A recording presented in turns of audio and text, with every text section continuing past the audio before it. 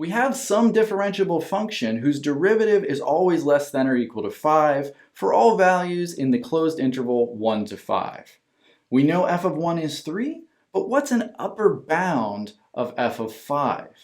This might seem tricky at first glance, but if we use the mean value theorem, we should be okay.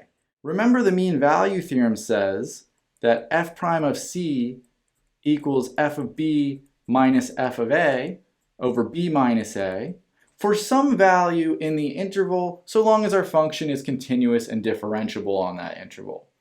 In this case, our interval is 1 to 5, so a is 1 and b is 5. Let's go ahead and see what we can plug in to the mean value theorem here. Well, f prime of c, f of b, we know for a fact that b is 5 and a is 1. In the denominator, we'll have 5 minus 1, and we were given in the question f of 1 equals 3. So we can clean this up a little bit. F prime of c equals f of 5. F of 1 is 3. 5 minus 1 is 4.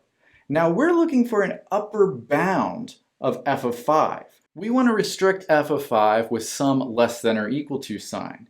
The only other piece of information we haven't used is that f prime of x is less than or equal to 5 for every value of x in this interval. In other words, this f prime of c has to be less than or equal to 5. It doesn't necessarily matter what c is, we know f prime of c is going to have to be less than 5. At this point, we're just solving this inequality.